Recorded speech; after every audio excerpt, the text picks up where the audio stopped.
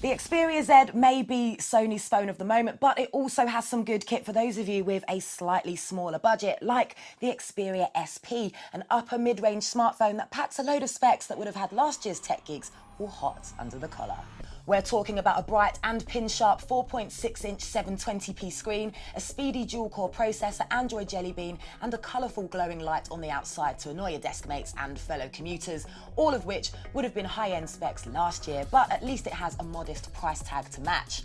Its screen isn't quite up there with the Z, but it's still very, very sharp, with clearly defined edges on icons, small text is rendered well, and it packs the same Mobile Bravia Engine 2 TV tech for beefed up brightness without oversaturation, vibrancy, and clarity. Now, physically, the SP is a good-looking smartphone, if a little on the chunky side, but its metal edges look smart and it feels well made. The customizable pulsating notification light, which flashes in a variety of colours, won't suit everyone and it is a bit gimmicky, but it provides a nice way of being alerted to notifications. Now, with 8GB of storage, of which only 5.5GB is actually usable, you'll need to make use of the microSD card slot for all your multimedia content. And with NFC on board, you can wirelessly communicate with compatible smartphones or a range of NFC gadgets like TVs and speakers, or you can connect with Sony's smart tags simply by tapping them together.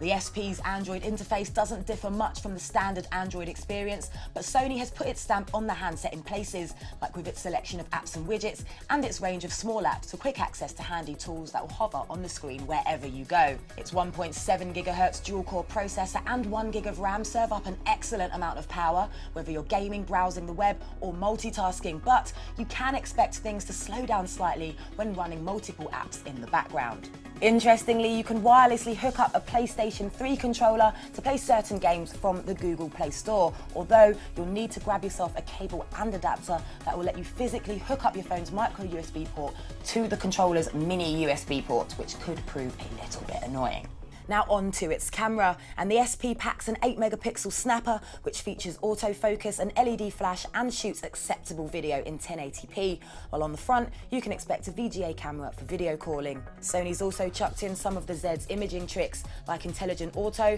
which is able to jump between 36 scenes automatically. Now if you're outside in good sunlight, then the camera will do fine for general snaps, throwing up bright and natural colour detail, but in dimmer conditions, colours can look a little washed out. It doesn't always get exposure levels correct, and shots can sometimes result in poor clarity. Its battery is certainly better than average, and assuming you don't spend the whole day playing Real Racing 3, you shouldn't struggle to get a full day's use out of it. Plus, there is the very handy stamina mode that disables all battery draining background apps when the SP is in standby. So the Xperia SP specs won't have any quad-core beasts quaking in their boots, but it does throw up a range of decent specs for a rather modest price tag. So its 720p display is nice and sharp, its dual-core processor swift, and it's a pretty attractive bit of kit. So if you're looking for an all-rounder but don't want to cough up big bucks, the SP might be worth a look in.